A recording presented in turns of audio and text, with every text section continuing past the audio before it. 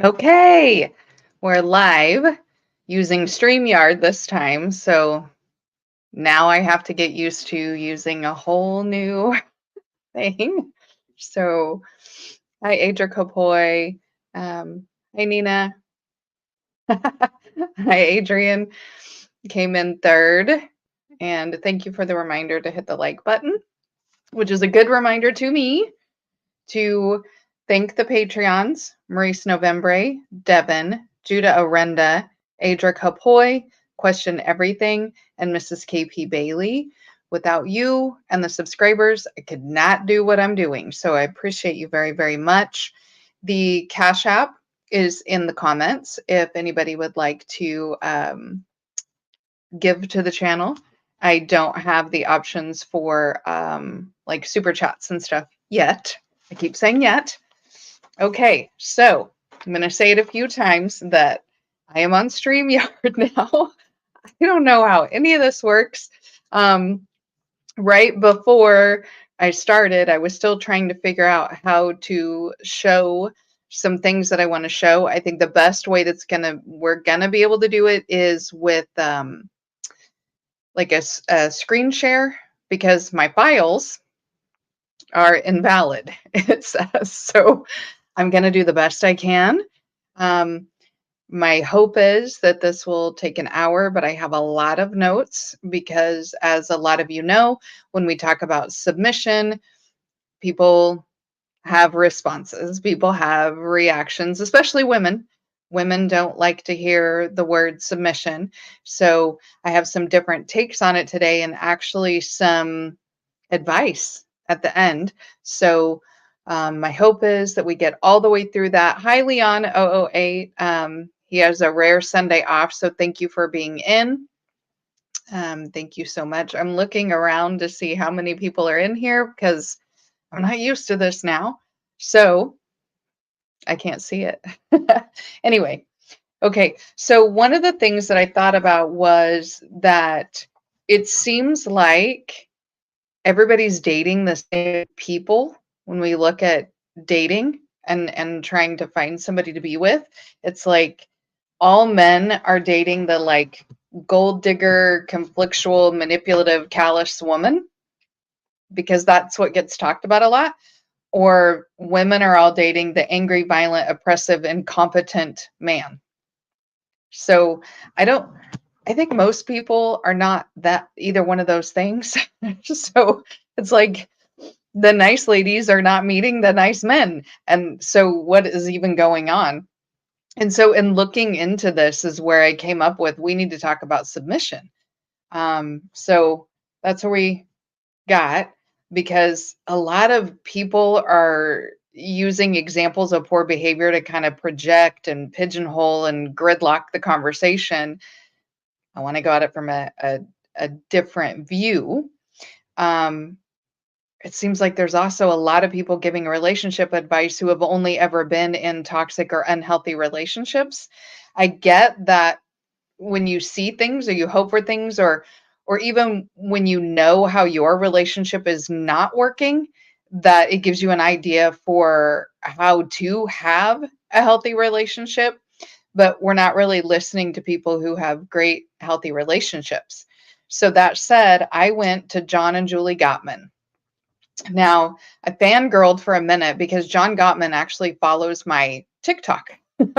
um, but John and Julie Gottman have been studying relationships and couples for 40 years. And they actually will put people in a lab to study them and how they communicate. They came up with something called a couples communication program. So they are the pinnacle when we talk about relationships. I'm also going to have information here from Tali Sharot and Maslow again. And spoiler alert, at the end, when I'm talking about advice, I'm actually going to show you a theory I have. So there'll be a theory from me about dating and relationships. So that being said, Adrian says that's because the lion's share of people who they have and are happy aren't talking about it. Right. They're home being happy. They're with their person just being happy. Or they're not giving the good advice. And then also there's like clickbait, it's like we want to be entertained and we are drawn to the conflict and the craziness, and it's entertaining, right? Adric says, who you telling? Western Union Poppy. Okay. So, healthy relationships. We're just going to start with this. Healthy relationships bring peace, but peace comes from something called habituation. So, in the beginning of a relationship, we have excitement, right? We have sexual attraction, we have chemistry, we have excitement, we just enjoy being around this person. But that actually creates stress. Not all stress is bad, but it creates stress on our bodies. Okay. So we develop something called habituation, which is just getting used to something. Okay. When we get used to something, we don't notice it as much. So a really good example of this was those Febreze commercials where um, somebody would be in their home, another person would walk in, and it's just all they see is a giant litter box because all they can smell is the litter box. But the person who's been in there can't smell the litter box anymore. Our brain does something. It habituates, right? Like if you just look forward, you see everything that's in front of you. But if you close one eye, you can see your nose. Now, really, in actuality, you can still see your nose with both eyes open and looking forward. It's just our brain takes it out because it's there all the time. So, and it's not just smelling and it's not just your nose. We do this to everything. We get used to things and we habituate to it. And as we get used to something and we habituate to it, it creates this peaceful, easy feeling, or at least it's supposed to. Now, in conflictual and combative and unhealthy relationships, we never get the chance to habituate to the good stuff. We never get to enjoy just sitting and snuggling on the couch. We never habituate to the calm easiness. Okay. But healthy relationships, you have to get to the point of habituation. So I wanted to talk about that, right? Now, when we talk about habituation, it has to start with a challenge as well. And the challenge in a relationship is the stress in the beginning, the good stress, right? But also think about if you start to get in a relationship with someone and it's too easy, we start to go, this is too easy. Or we have submission that is too easy, right? Like we don't want that. Think about, for those of you who have seen the movie Coming to America, the first one, the funniest one, there's a part where he's supposed to be getting married. There's a woman that was raised to just know everything about him and be all about him, right?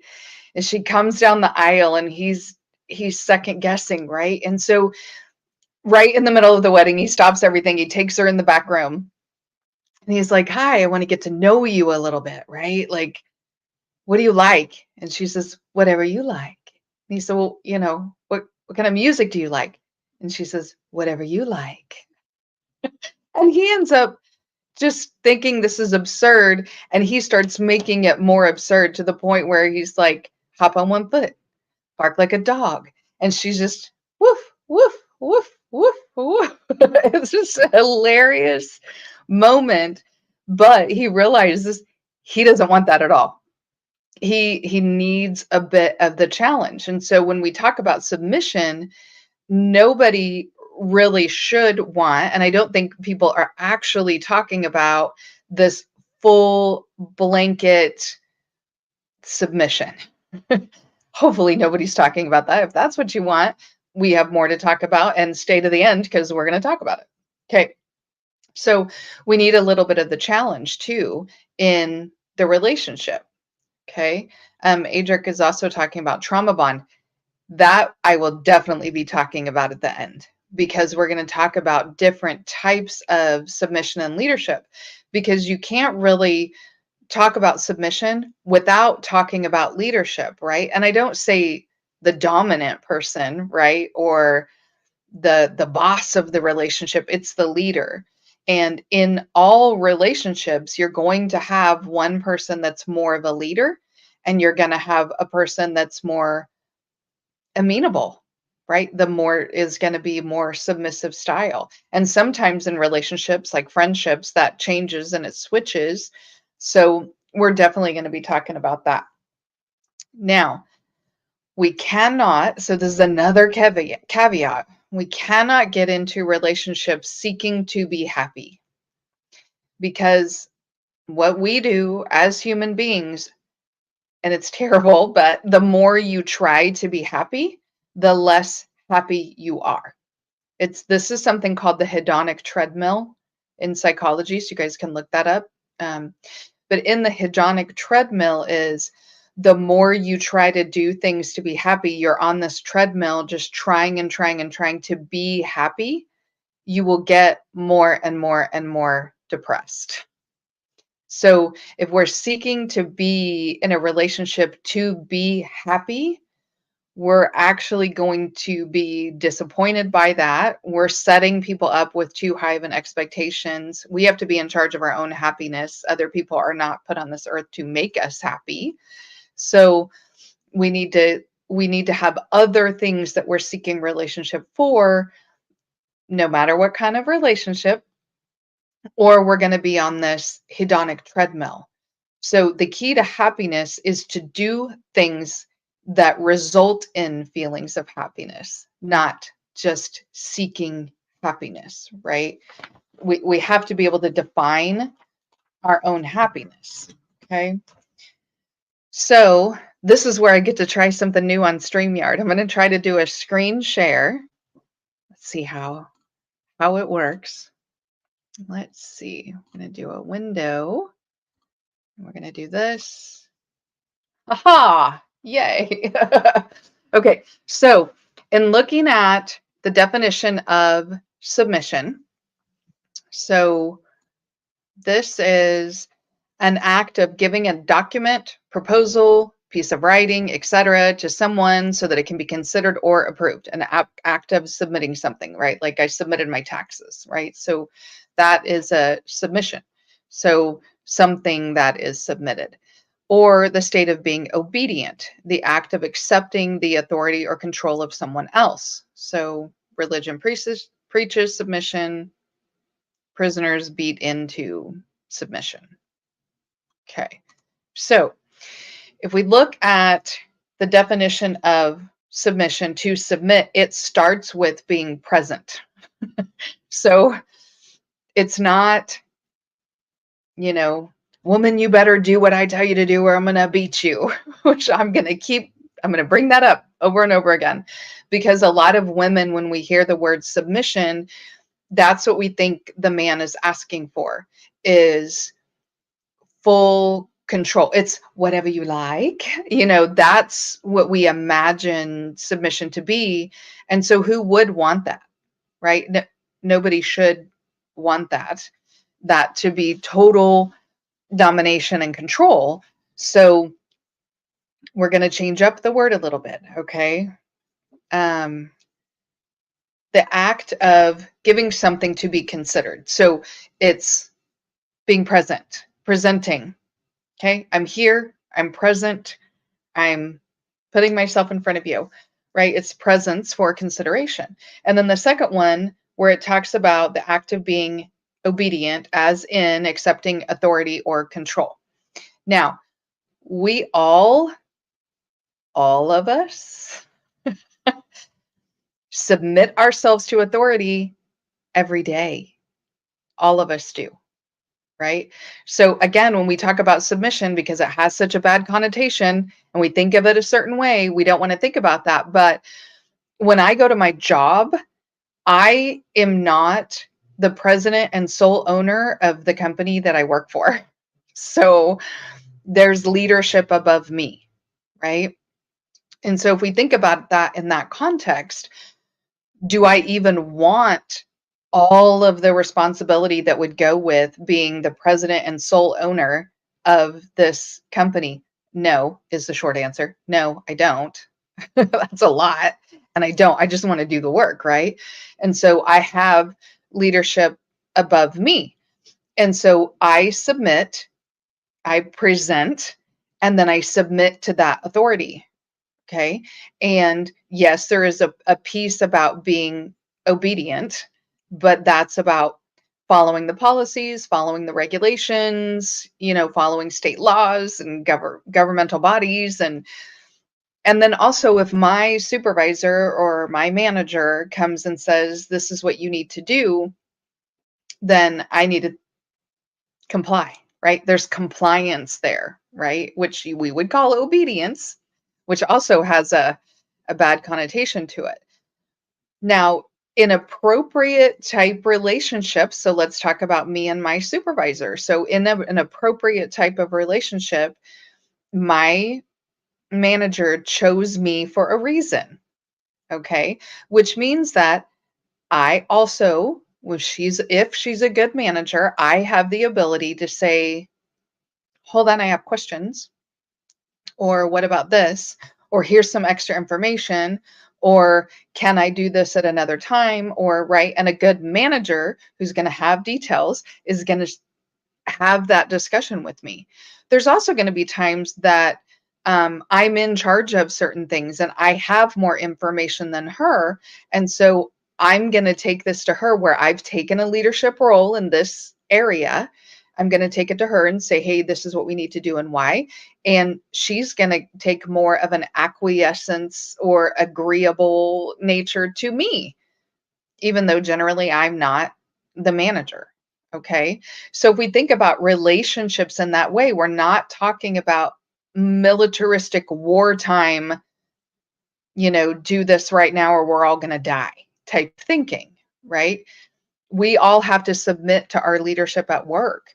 We have to, and I don't want to get off on a tangent, but if police pull us over, they want us to submit to their authority, right? And so we understand what that means and that it's a good thing, right? Like I don't know that well, maybe there are people, but it would be on the fringes and you know how I feel about the fringes, but who wants to be 100% in charge of everything every day?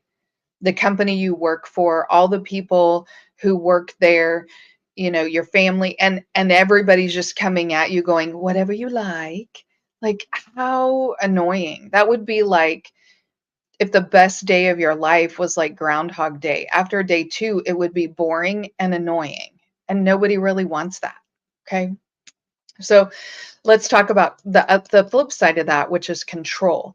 Okay, so Adric says, last relationship I heard, I'm not happy. And that's their responsibility, not yours. We don't do that. Adrian says, me, I'm the leader. Right. Now, some of us, especially people who, and I'm not saying this about Adrian, I'm saying in general, people who have only ever been forced to be in submissive positions or people who have been oppressed, they're like, you know what, I'd like to give it a try.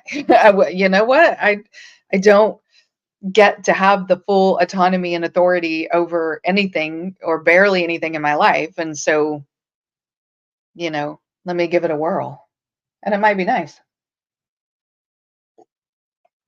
Okay, let's talk about control. Okay, because if we're going to talk about submission, we're going to talk about leadership, and I've got my notes here because I wrote down a lot. All right, but if we go back to habituation, okay, where we're getting used to things, and people don't want, unless you want to be a dictator, you don't want actual full control in all aspects of your life. Um, Control is related to two things. Okay, so the first one is choice. If there's no choice, there's nothing to control. If a person presents to you with whatever you like, there's nothing to control. There's nothing to do. They're just going to be right behind you at all times, predicting your every move and every need and acting on that. There's nothing to control, right? But a leader, again, which is why I bring up submission and leader, submissive and leader, a leader says if a choice needs to be made, a leader will take action. So people who just have those leadership qualities will take action when a choice needs to be made. So without choice, there's nothing to control. The second one is predictability. So I want you to think about, for us even to feel like we have control of our own lives, we have to have control of our choices, and we have to have control of predictability, where we can predict what's going to happen and how things are going to play out. We can control that. Okay. So a leader creates an environment of predictable, stable, safe, this environment that is predictable, stable, and safe, and does that through authenticity and honesty. That should be the protection aspect that women talk about and seek, not necessarily the I want you to beat up Joe because he looked at me sideways. Or, I mean, yes, physical protection, of course. Everybody wants that, right? Like if you're a man and you're out with a group of dudes and somebody sucker punches you, you kind of want, we're friends. Let's take care of this, but we should, as women, when we're looking about getting into a relationship, the protection aspect that we should be looking at is authenticity, honesty, stability. That creates our sense of feeling like we're in control of ourselves, right? As a woman in a relationship or the more submissive partner. Okay. Growth and exploration cannot happen outside of stable, predictable, safe for either party. So, coming together in a relationship and wanting to grow in that relationship cannot happen unless both people are stable, predictable, and safe. Okay. So, that's kind of an important piece that we need to have in there. Okay. So, to have safe, stable, predictable, we need a facet of leadership and submission. So, who's going to take the more leadership role? Who's going to take the more amenable or more submissive type role in the relationship? Or you end up with, if you have two submissive type people, it's chaos, right? Everybody, they're both trying to give in to each other all the time. And it's just chaos. There's no control, right? There's no leadership going on. But if you have two people who both want to be leaders in the relationship, it's nothing but a pissing match. It's power struggles the entire time. And so again, there's going to be no growth because it's not safe, stable, and predictable. Makes sense? Hope so. Okay. So again, we're talking about effective leadership and appropriate submission. I want to say that a few times. Again, people have an issue with the word submission. Okay. When you have that, you're not going to, things may seem boring. Okay. So you will hear sometimes women, especially not men, but mostly women, who will say the relationship got boring. Now, some of that has to do with codependence and wanting excitement. And so even creating conflict to get the makeup part of it rather than just vocalizing these are my needs. But that kind of brings me back to leadership and submission. If it's safe, stable, and predictable, both people, both the leader and the more submissive person, are going to be able to state their needs and have their needs met, which again can kind of get habituated to that. And some people can see that as boring, but everybody else is going to see that as peaceful, right? We don't have the need for all the conflict because we're able to communicate what we need from the other person and we're able to get that.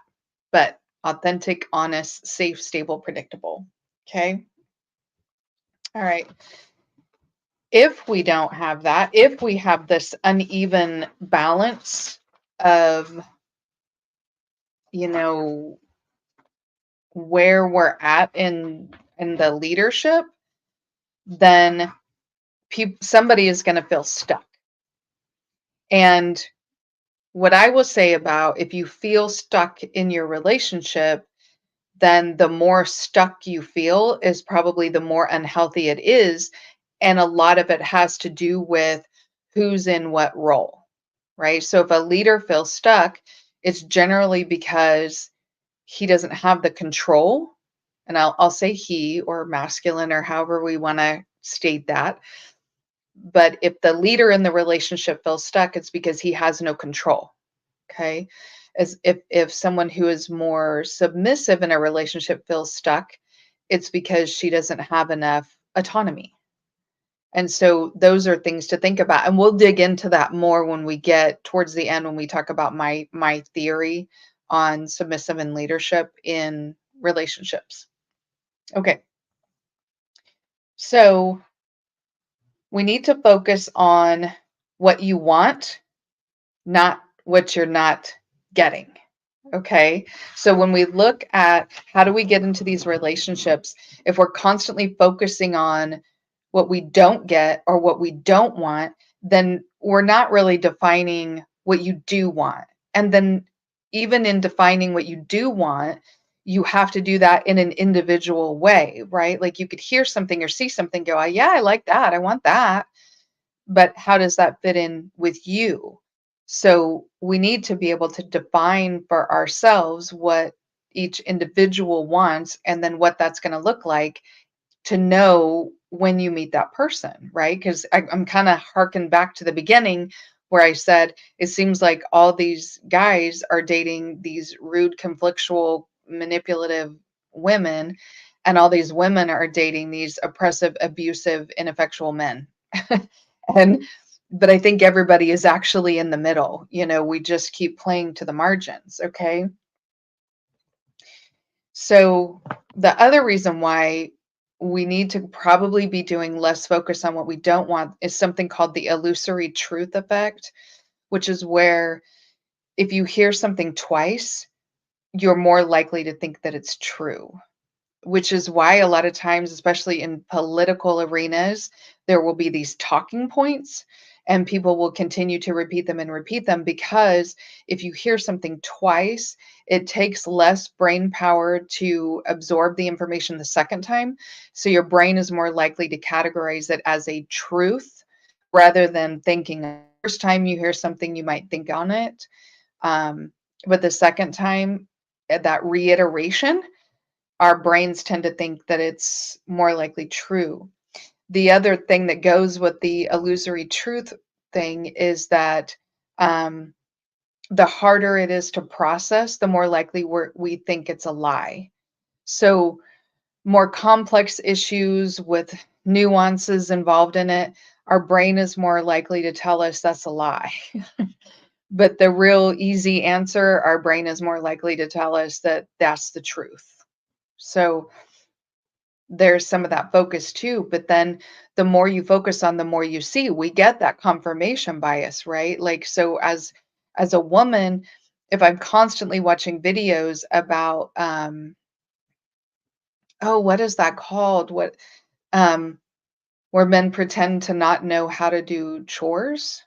If you guys remember what that name is, put that in there. Um but so there's this whole thing about men pretending not to know how to do household chores so that women will do them, or like they pretend to be really bad at going to the grocery store, man, so that their wife never sends them again. And yes, of course, in these videos these men are doing these things and they're demonstrating these things. But if I watched that constantly, then I would start thinking that weaponized incompetence, that's what it's called.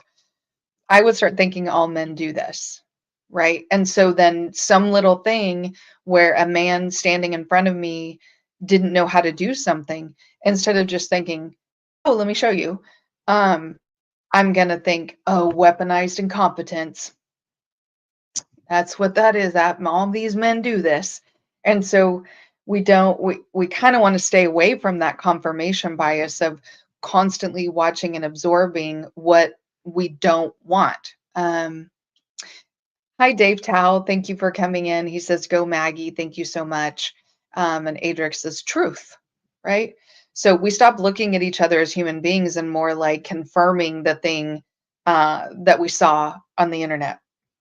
So all of that, just watching those things leads to unrealistic expectations of ourselves and of the person that we're trying to date, right? So, sorry, I have something on my lip. Um, and and we get these unrealistic expectations because again, everybody in the middle are humans, and every one of us has made mistakes and we've done bad things, and uh, we've been the bad guy in a relationship before. So, you know, if we're holding each other to these unrealistic expectations, then we're out of the running too, just because we've done these things. So for other people, when we have unrealistic expectations, we're setting them up to fail because they're going to fail. If they're unrealistic expectations, they're going to fail because they're human, right? So for a man, if he says, I want a woman who is fit, feminine, and friendly all the time. Well, she may have a baby and she's not going to be fit for a while, or she may have some hormonal issues and she's not going to be fit for a while, or she may be mad about something and not be so friendly, in the moment. And I get the overarching thing, right? And some people view it as an overarching thing, and that's fine. But for some people, they've watched so much and they create these unrealistic expectations of it has to be every minute of every day, fit, feminine, friendly, and we know men like that are like that. And same for the women. Women say, what is it? The 666, 6 foot tall, six-figure income, six-pack abs. Okay, come on. First of all, you are negating all the men under 6 foot tall who are great guys and might be great husbands, but whatever. And also, as people get older, they get shorter. So, what if he's 6 foot tall, but by the time he's 55, he's 5'10"? Oh, now you're going to break up with him? Like, it's unrealistic. And six-pack abs, as men get older, their tummies get soft too. Like, it just, it's unrealistic. And so, we got to stay away from the confirmation bias and these unrealistic expectations, because it's just putting every human being out of the running for having a happy relationship because of these dumb expectations. Okay, failed expectations. When we have failed expectations in life, it leads to depression, right? Because you're going to go over it and over it and over and over. Where did it mess up? Where did it mess up? Where did it mess up? Right? So, for instance, fit, feminine, and friendly. If you say, I want somebody who's a pretty active lifestyle, they can get around, they can do things. I want to be able to go do things. I want to be able to, okay, that's fit. And that's a reasonable expectation. Or instead of six-pack abs, not really sure where that one fits in. Ability to pick things up off the floor without using leg muscles. I'm not, I don't know where that one comes in. Hi, Mr. Shug to you. Um, or instead of saying 6 foot tall, maybe taller than me, you know, that maybe that's a more realistic preference if that's what somebody likes, right? So being more realistic with our expectations so that we don't have consistent failed expectations, right? I'm not saying have no expectations. Again, I talked about some more reasonable ones. Um, and a lot of us get it when women say the 666 or men say fit, feminine, friendly. If we're actually listening, we understand what they're asking for, but I was just using that as an example. So let me take a moment to check the Cash App. I got my little reminder because I have to look at the reminders because I get to talking and I forget. Okay. All right, nothing yet, but it is in the it's in the comments if you guys want it. Okay. So what do we do? Right? What do we focus on? We've talked about how every relationship we have has a leader and a more submissive person. And so if we talk about romantic relationships, we're going to have a leader and a more submissive person, right? And so we talked about being authentic, being honest, communicating, creating those safe and stable environments that are predictable so that we can grow. Those are important. But they're also just ideas, right? These are ideals we can have in our head. This is how I want to set up this relationship. But how do we meet this person, right? Like I feel like I can set up a relationship like that, but how do I meet Mr. Right or Mrs. Right? And how do I know that I'm ready for that as well? So we focus on authenticity, taking breaks, reasonable expectations, and creating meaning. The number one predictor of happiness, I talked about the hedonic treadmill. The number one predictor of happiness is having meaning. So we need to know why. Why do we want to meet Mr. Right or Mrs. Right? What is the meaning?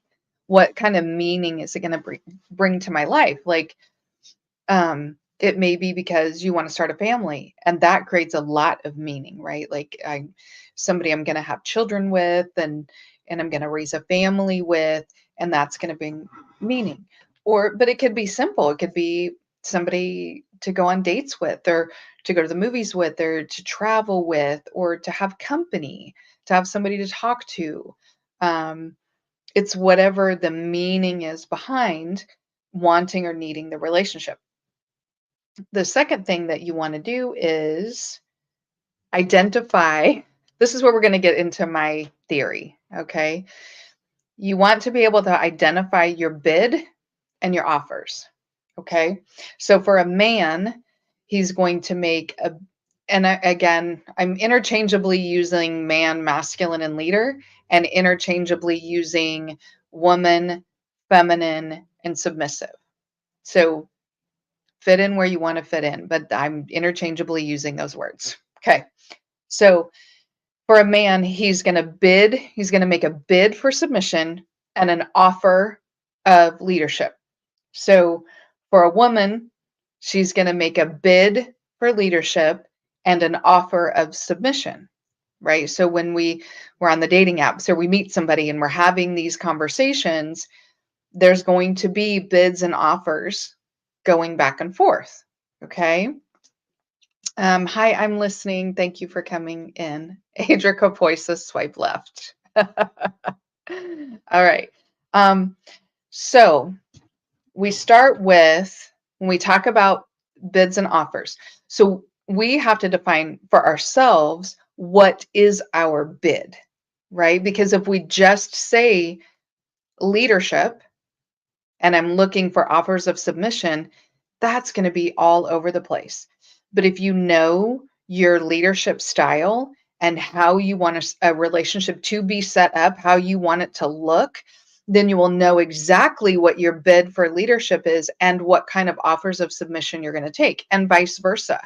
If you know as a woman what kind of submission that you're willing to give in that situation, you're going to bid that submission and you're going to know what kind of leadership offers that you want to attend to.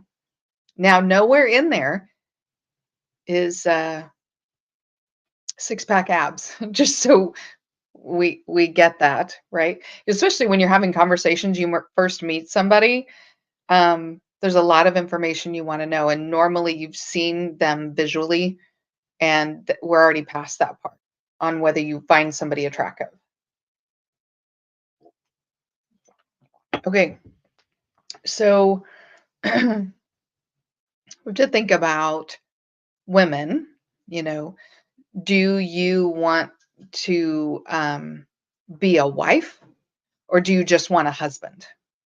And those are two different things. And men, do you want to be a husband, or do you just want a wife? So what we're talking about right now is women who want to be a wife, Let's define what that is. Men who want to be a husband, let's define what that is so that you know.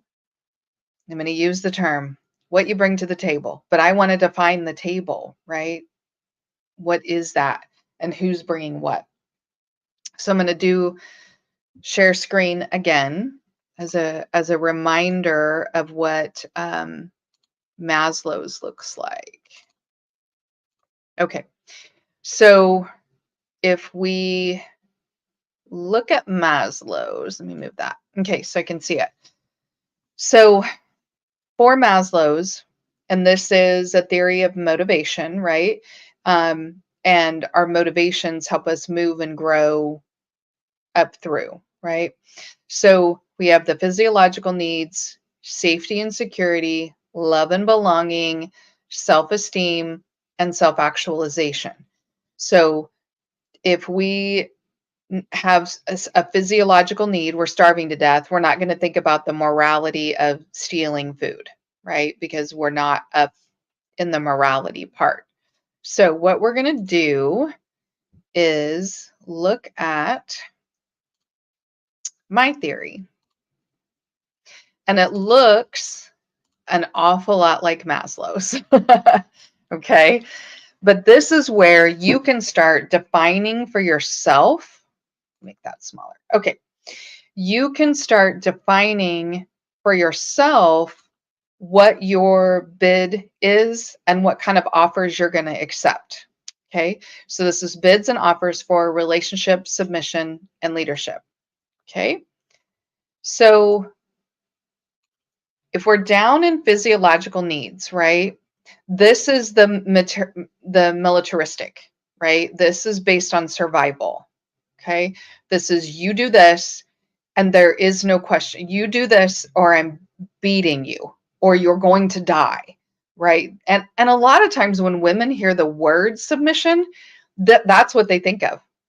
They think of that extraordinarily militaristic, right? And I'm talking military war zone militaristic, because even in the military, you subordinates have the option to have conversations with their higher ups, right? But we're talking war zone wartime, right? It's survival. Uh, I have on here twice, I have on here grandma and grandpa, and there's a reason why. A lot of people will talk about, I want the relationship that grandma and grandpa had, right? People also say really negative things about the relationship grandma and grandpa had, or great grandma and great grandpa. But sometimes grandma and grandpa got together because of physiological needs, because maybe they were in a type of war zone. Maybe people were starving to death. Um, Maybe they only got together to help each other survive, right? They're not there for love and belonging and connection and right. And so I kind of hearken back to when Adric said trauma bond. Then the connection, the relationship, and the hierarchy is based on surviving trauma together and being bonded through that trauma, which also um, people who survive war zones are very trauma bonded to their platoon or their flight, depending, whomever, but the people that they were there with, it's a trauma bond, right? But it is a dictatorship, it is totalitarian. So if you are in a position where you are wanting a relationship because it's a matter of survival, then you need to know that you're either going to be a totalitarian dictator type leader, and what you are looking for is full and unequivocal submission. So that would be where bids and offers come in. Or as the woman, if it is a matter of survival and you're going to bid out full and unequivocal submission, and then you need totalitarian um, leadership. So that would be in the base physiological needs. If you are not in a war zone or not in the midst of a total famine and you're up one, maybe let's look at safety and security. So safety and security is more about that's the partnership, the shared responsibility, 50-50 pooled resources. I also put grandma and grandpa here because more often than not, grandma and grandma and grandpa's families were pooling resources through this connection. Like grandpa may say, I've got 10 acres, and grandma's like, I know how to keep house, and we can get together and we can have a bunch of kids who can help us tend this land and this home, and we can pool our resources. That's where that is. But a lot of times, that's the people who are talking about 50-50 are coming from that safety and security of, I need a partner because I'm not going to be able to progress or I can't quite make it on my own. And so let's put all of our stuff together and create this more, it looks more like a partnership and less like this totalitarian, right? There is definitely in that situation, in that while it's 50-50 pooled resources, there's going to be a person who wants to be in charge of what do we do with the pooled resources? What is the direction that we go? So there's going to be leadership there, and a lot of it is going to look financial because it's resources, right? So this is safety and security. So a lot of it is going to be resource led, and so there's going to be someone who's submissive, especially financial, and somebody who's a leadership of the finances and where we're going with this. The next one up is love and belonging. Adrian says sometimes grandma and grandpa were a survival unit. Yeah, and definitely safety, security, and physiological needs, right? Like they needed each other. Um, so love and belonging. This is where we get into getting into a relationship for love, like seeking love, connection. Somebody who you can build a life with, you can create a life with, you can dream with, you can figure out ways you want to go and things you can do. Now, it's not safety and security. It's not I'm not going to make it without you because I can make it without you, you know? It's more about the connection, the belonging. This is where we can create roles. We can get more creative in our roles of husband, wife, father, mother. Maybe somebody works, maybe somebody stay at home. In this love and belonging area, we get creative in what the roles are. You take this, you take this. And you're going to have somebody that takes more of a leader role, and you can look at it as delegating or as project management, right? So the more submissive is going to need to be stronger and less totalitarian submissive, right? Because you need the submissive is going to need to project manage some things, right? They need to be in charge of some stuff. They need to be trusted to be able to do so, right? They need to be able to be open and authentic with the leader and report things back. But the leader also needs to be able to trust them to manage a whole bunch of stuff and not need so much leadership. Because again, this becomes more about love and connection. There's going to be a natural leader, and there's going to be a person who's a bit more submissive, but there's that project management going on that it looks a bit more like at work, right? Like you've got a supervisor, but the employee is doing their work without somebody over their back, you know? Then we move into the self esteem level. So this is about social perception, right? Like having arm candy or marrying well. So we went from defining our own roles to marrying well. We'll just say marrying well, right? These are easy roles that we can just slide into, right? This is more of the soft life. And here we can lean into what's more masculine, what's more feminine, because all of our needs are met, our safety and security is met, our feeling of connection is met. Now it's just sliding into a soft life. This is very easy, right? And so in that self-esteem, you will generally have people who are looking for partners who are already established, right? So they already are making good money. They have the home, they have the resources, they have the things, and now they're looking for somebody to come in and help enhance. This is more about enhancement, enhance the life, right? And so all of those are very easy, and you can lean into those roles without judgment. I mean, if you think about where a lot of the arguments about leadership and submission come in, it's down in the safety, security, physiological needs. That's where those arguments happen. But when we have, we'll just talk about what we see a lot, an older, rich man who then marries a very feminine, submissive woman, right? There's ease in that. People will point their fingers and they will say some stuff, right? But there's not a lot of argument. Women will be like, well, she married money. And men will be like, hey, you married this young, beautiful woman.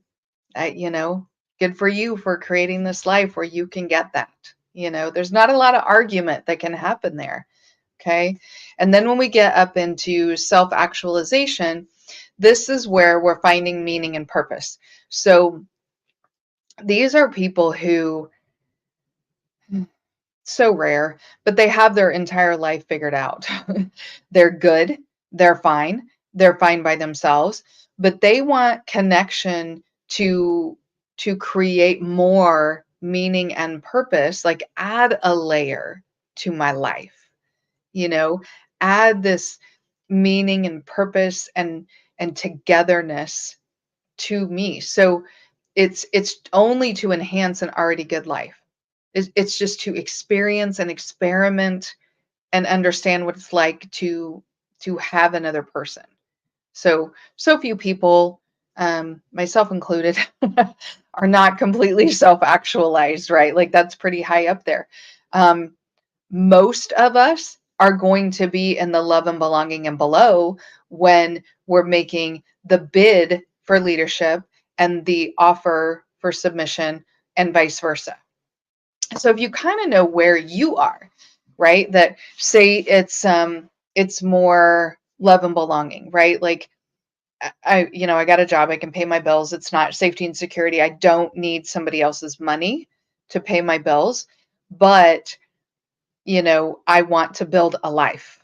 I want to have a wife or a husband to build a life with, to have children with, but my needs are met.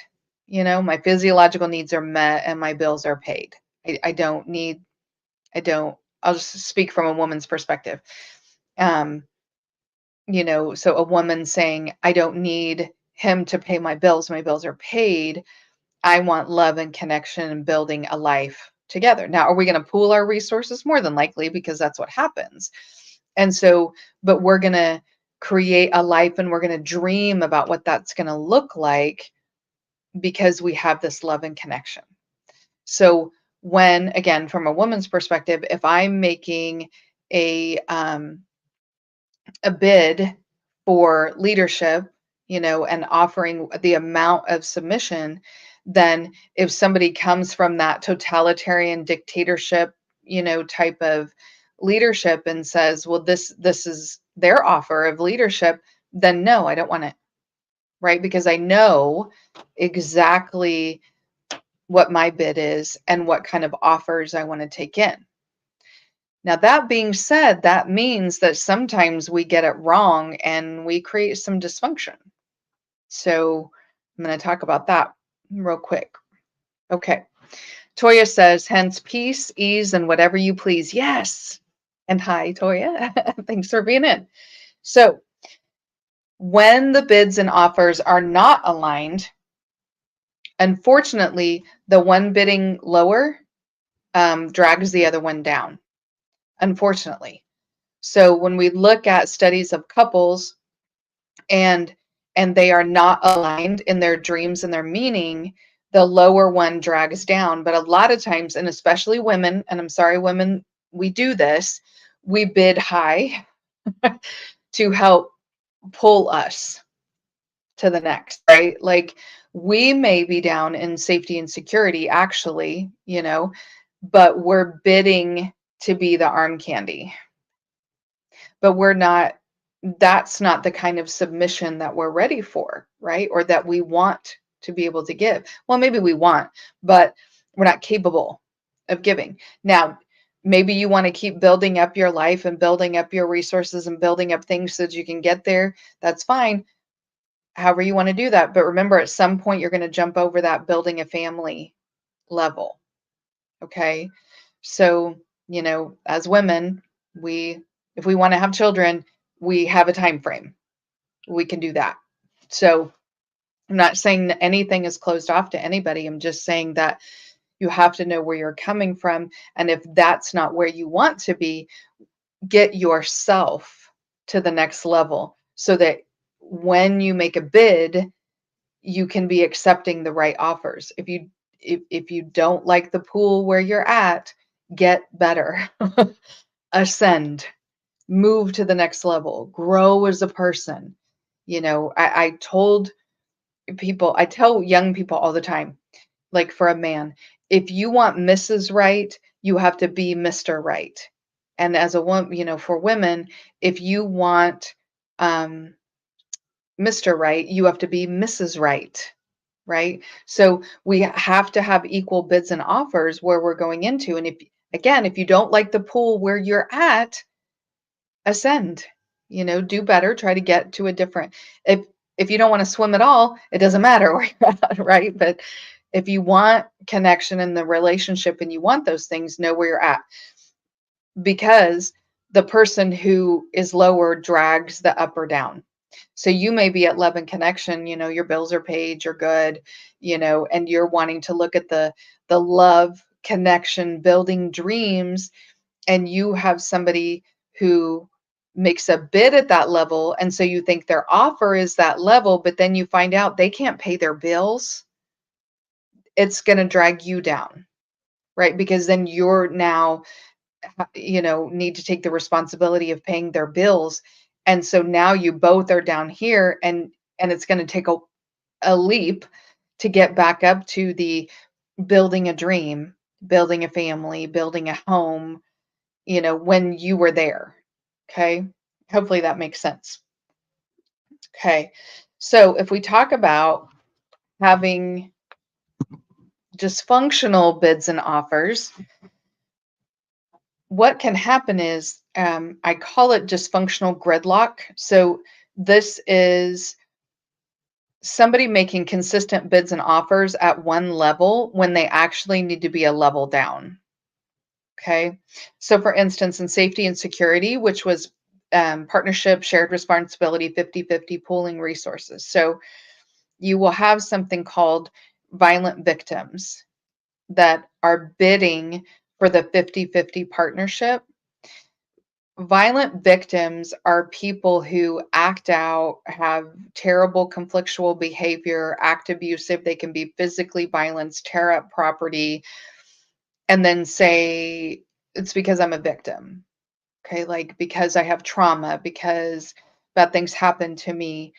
And so they will bid into the pooled resources when they're actually still at physiological needs and they need to do some work, right? So they need to make the choice on whether they want to live totalitarian dictatorship or stop making bids and offers, handle the previous trauma or whatever it is that is making you violent and making you feel like a victim so you can actually bid and offer appropriately. Okay. The next one in love and belonging, which is love, connection, building, dreaming, creating roles. This kind of plays into that, but it's the past trauma pander. So for self or other, where um so for self, a past trauma pander would be like asking you to excuse my behavior because previous trauma, or um because men always did this. It's like making your current partner pay for the sins of your previous partner. That's that self past trauma pander. but then also for others where you may have other people telling you, um, well, you have to do this when you interact with women because, all women have been traumatized, or all women are allowed to act a certain way, or you need to get past it. It's sort of like we use past trauma as an excuse to accept abuse. So that's that past trauma. And so people with past trauma are making bids into love and connection because that's what they think is going to heal them, or that's what they want, right? But they actually need to get down into the safety and security. Okay, this is past trauma. So, of course, it's actually more safety and security where it's about partnership and shared responsibilities because I'm going to have to address my previous trauma to be able to even contribute to the relationship and shared responsibility, right? Like, I can't just, you have to pander to my past trauma. And so they actually need to do some work and get prepared for that shared responsibility. And then in self esteem, which is that social perception, the ease of roles, the soft life, this is where we have like the sugar daddy and the sugar mamas, where they're making bids and offers for the soft life. But a lot of times there's trauma behind people wanting to be a sugar mama or a sugar baby.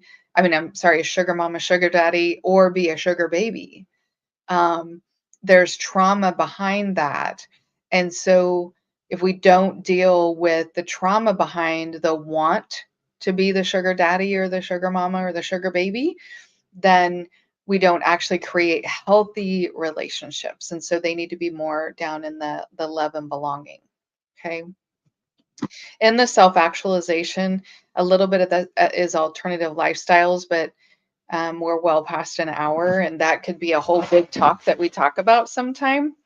So I think we can just leave that there. But my hope is in presenting that theory of mine that where you are in your own growth explains your bids and offers, like the bids and offers, that you give and get, and then how to get to the where you actually want to be with your bid and what kind of offers that you receive so that we can actually get people in healthy relationships, right? Like that's the whole point, is that everybody is in a healthy, authentic, predictable, safe, comfortable, peaceful relationships, right? So that's why I wanted to present that, and hopefully that makes sense.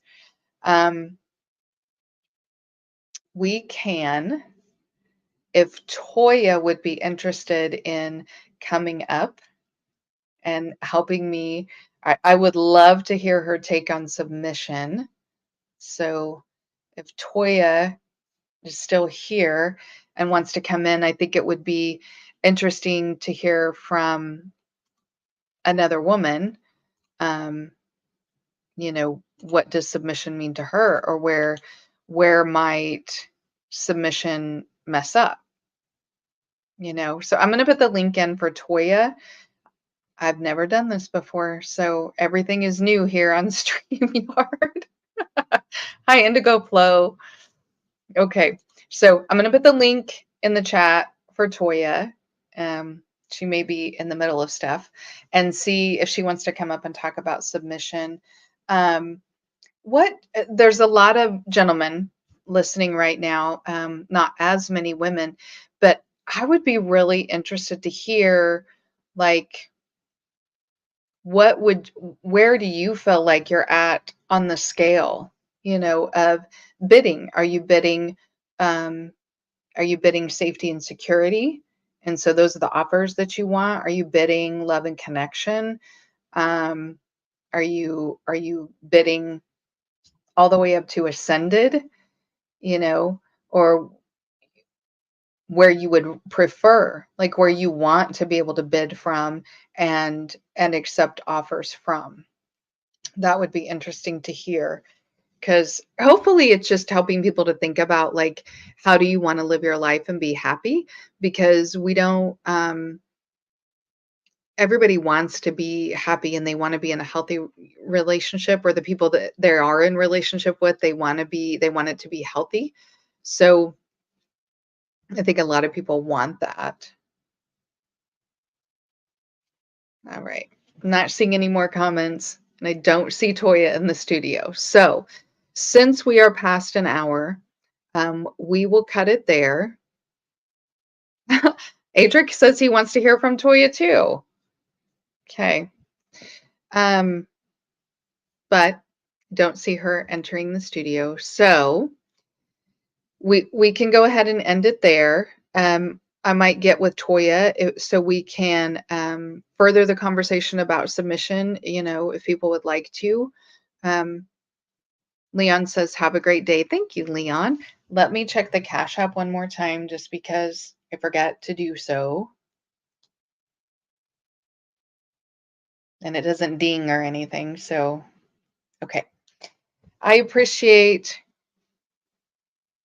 Oh, Adric gets offers from sugar babies. Yeah, that can happen. And then if you're not interested in being a sugar daddy, then that's kind of worthless offers. Um, but I hope everybody has a good Sunday. I appreciate you being patient with me and using StreamYard. It actually was really nice to be able to share the screen. I wanted to show the video from Coming to America just because I think it's funny, but I wasn't able to do that, and I'm sorry about that. Next Sunday, I'm hoping to be able to present some information, then have a panel. I like the panel idea and being able to discuss situations in vivo, like in real time. I think that would be great. So, everybody have a great Sunday. And if I don't see you on Wednesday for Shadow Work Wednesday, I'll see you next Sunday. Thanks. Bye.